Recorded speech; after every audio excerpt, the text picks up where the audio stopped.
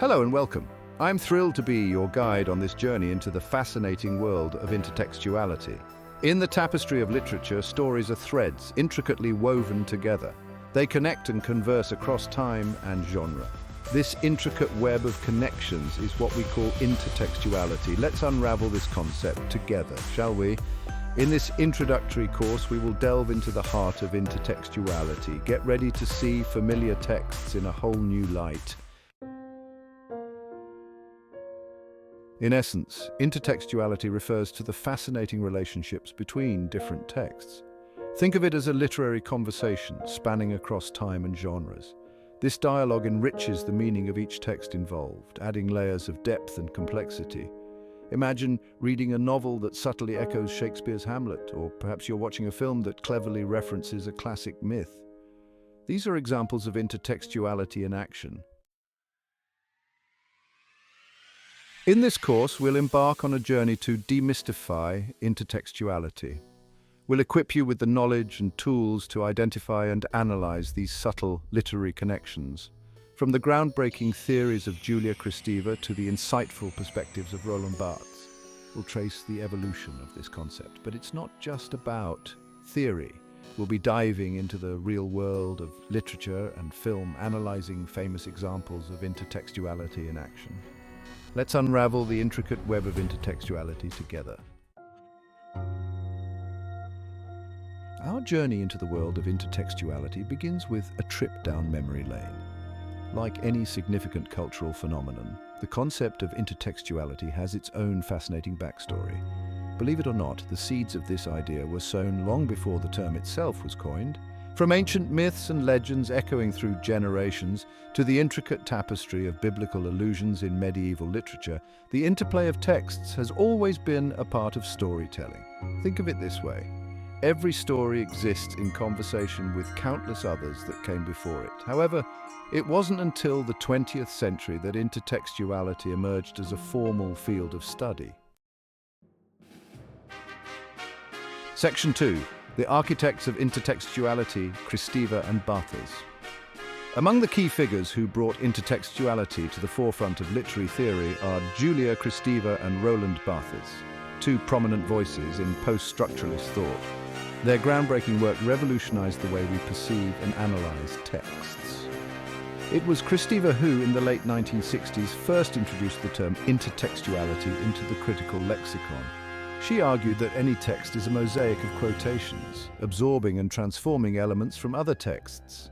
Meanwhile, Barthes, a literary critic and semiotician, further developed the concept of intertextuality, emphasizing the active role of the reader in deciphering these connections. Section 3. Unmasking the many faces of intertextuality.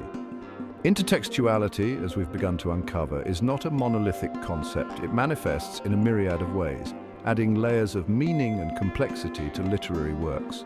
From direct quotations that boldly announce their presence to subtle allusions that whisper to the well-read, intertextuality takes on various forms. We'll explore how authors weave these diverse forms into their narratives, creating a rich tapestry of meaning for discerning readers to unravel. Get ready to expand your intertextual vocabulary and deepen your understanding of this fascinating literary device. Section 4. When Worlds Collide, Direct Quotations and References. Imagine reading a novel where a character recites a Shakespearean sonnet or perhaps a political speech directly quotes Martin Luther King Jr. I Have a Dream. These are prime examples of direct quotations and references, the most explicit forms of intertextuality. In these instances, the author makes no attempt to hide the intertextual borrowing. Instead, the quoted material is presented openly, often enclosed within quotation marks or otherwise clearly attributed to its source. This directness serves a specific purpose, often drawing attention to the connection between the two texts. Direct quotations can serve a multitude of purposes, such as lending weight and authority to an argument, or creating a sense of irony or humor. Section 5. Whispers from the Past, Allusions and Echoes. Now let's shift our focus to a more subtle form of intertextuality, allusions and echoes. Unlike direct quotations, which announce their presence with unmistakable clarity, allusions operate more subtly, often lurking beneath the surface of the text. An allusion, in its literary context, is a brief, often indirect reference to a person, place, event, or another literary work or artwork. Think of a character described as having a Romeo and Juliet-like romance. Echoes, on the other hand, are even more subtle, often involving the repetition of phrases, images, or motifs from one text to another, creating a sense of resonance or familiarity. Section 1. Navigating the intertextual landscape, horizontal and vertical connections. As we venture further into the intricate world of intertextuality, it's helpful to have a map to guide us through this fascinating landscape. Just as geographers use coordinates to pinpoint locations, literary scholars have identified two primary axes of intertextual connections, horizontal and vertical. Think of these axes as different ways that texts converse with each other. Horizontal intertextuality refers to connections between texts within the same genre or medium. Picture a contemporary detective novel paying homage to the gritty noir fiction of Raymond Chandler. Vertical intertextuality, on the other hand, involves connections across different genres, mediums, or even historical periods. Understanding these two axes allows us to appreciate the full scope and complexity of intertextual relations. Section 2. When genres collide, exploring horizontal intertextuality. Let's delve deeper into the realm of horizontal intertextuality, where texts within the same genre engage in a lively exchange of ideas, tropes, and conventions. Imagine a contemporary crime novel set in the shadowy underbelly of Los Angeles, its hard-boiled detective navigating a world of femme fatales and double crosses. If this scenario evokes memories of classic noir fiction by authors like Dashiell Hammett or Raymond Chandler, that's horizontal intertextuality at work. Horizontal intertextuality can manifest in various ways, such as the use of similar plot structures, character archetypes, or stylistic elements. This interplay of familiar elements creates a sense of continuity within the genre, while also allowing contemporary authors to pay homage to their literary predecessors. Section 3. Bridging the divides, delving into vertical intertextuality. Now, let's shift our attention to the more adventurous realm of vertical intertextuality, where texts from different genres, mediums, or historical periods intersect and collide, creating unexpected sparks of meaning. Picture a science fiction film set in a dystopian future where the protagonist's journey mirrors the epic trials and tribulations of Odysseus in Homer's Odyssey. This juxtaposition of ancient myth and futuristic setting exemplifies vertical intertextuality. By drawing parallels between these seemingly disparate worlds, the filmmaker invites viewers to consider timeless themes of heroism, resilience, and the human condition through a fresh lens. Vertical intertextuality can be particularly enriching because it encourages us to see familiar stories in new and unexpected ways. Section 4. The why behind the what, unraveling the functions of intertextuality. Having explored the various forms and directions of intertextuality, it's natural to ask, why does it matter? What purpose does this intricate web of literary connections serve?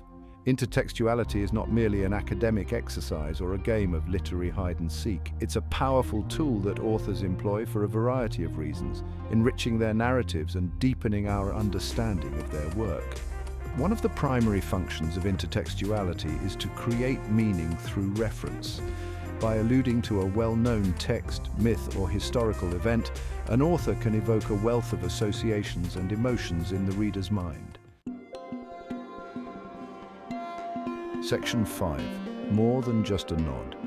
Intertextuality and the creation of meaning. Beyond simply evoking a familiar feeling or idea, intertextuality can also be used to create new layers of meaning by placing texts in direct conversation with one another. This is particularly evident when an author reimagines or subverts a well-known story or archetype. Consider, for example, a novel that retells the classic fairy tale of Cinderella from the perspective of the wicked stepmother.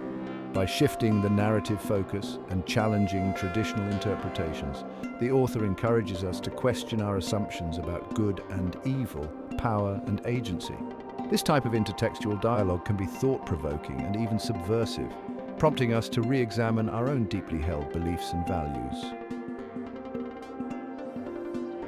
Section 6. Adding layers to the tapestry intertextuality and narrative complexity. Beyond its role in creating meaning and sparking dialogue, intertextuality can also significantly enhance the complexity and richness of a narrative. Just as a tapestry gains depth and texture from the interplay of different threads, a story becomes more engaging and multi-layered when it incorporates elements from other texts. Imagine reading a novel where the protagonist's journey mirrors the hero's journey archetype found in countless myths and stories throughout history.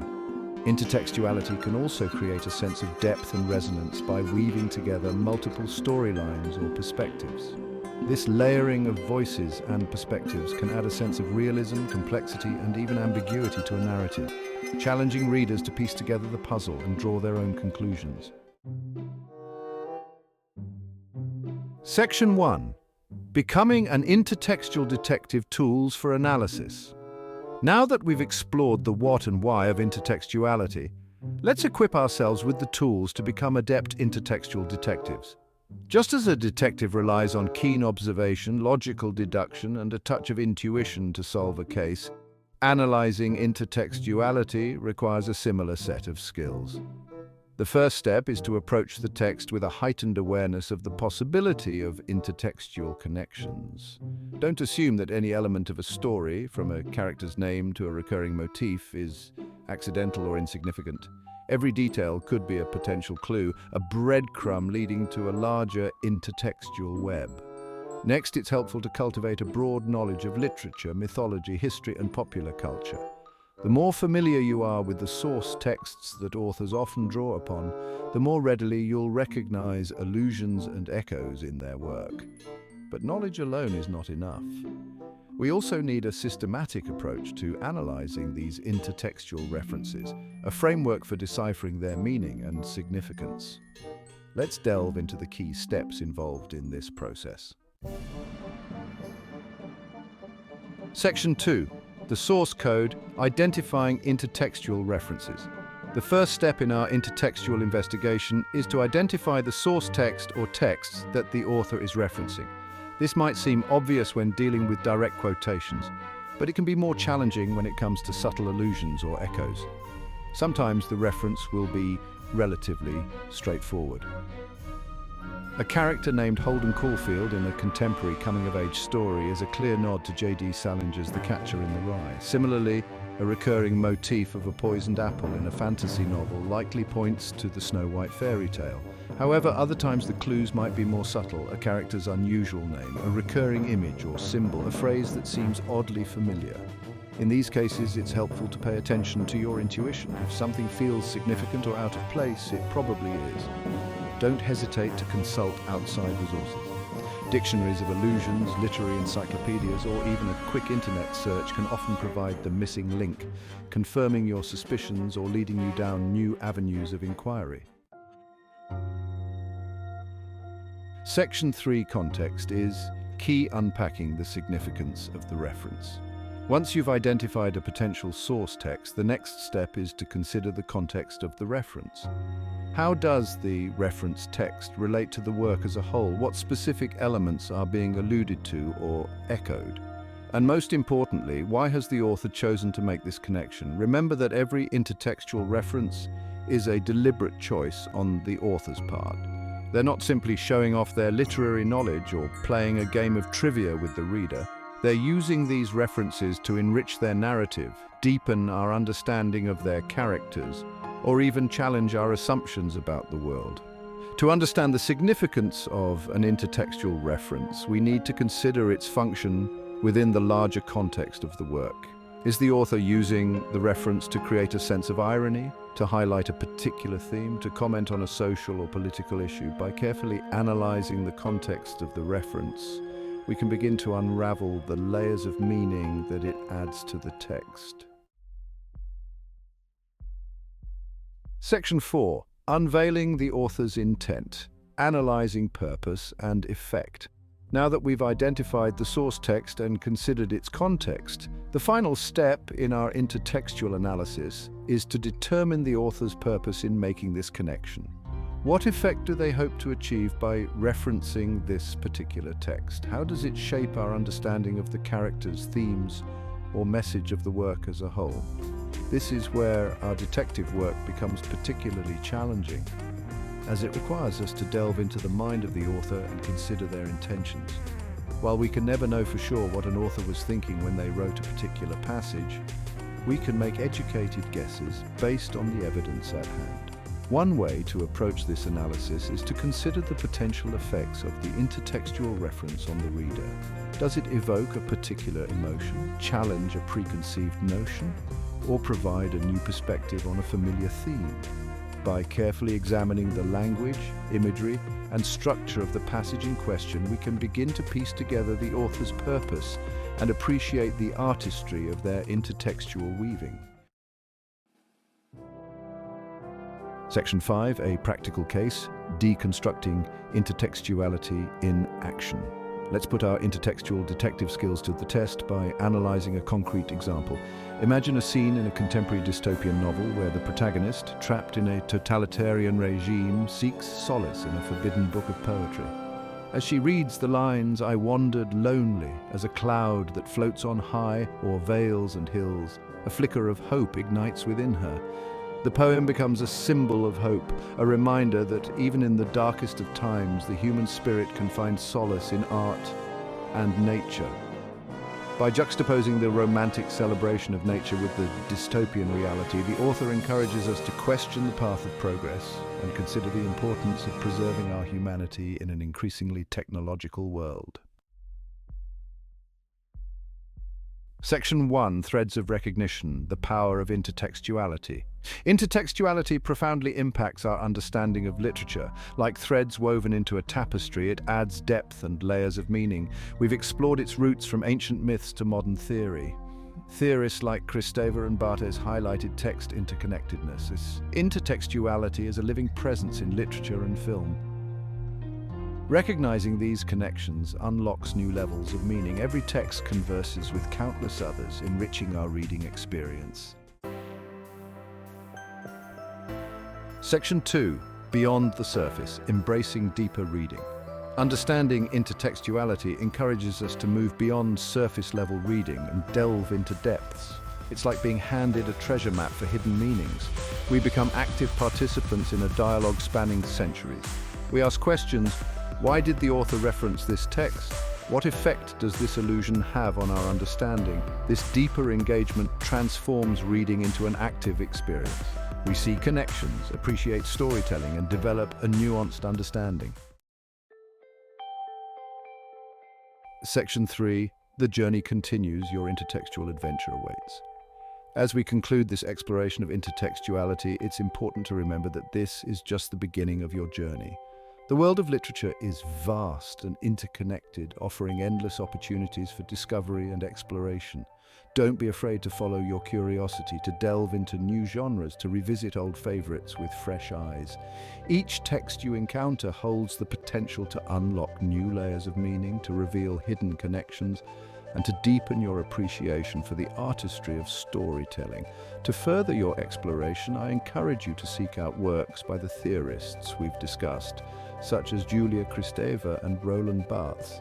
Explore the vast world of literary criticism, where scholars delve into the intricacies of intertextuality and other fascinating literary devices. Most importantly, keep reading, keep watching, and keep those intertextual detective skills sharp. The more you engage with the world of stories, the more you'll discover the intricate web of connections that binds them together. And who knows what hidden treasures you might uncover along the way.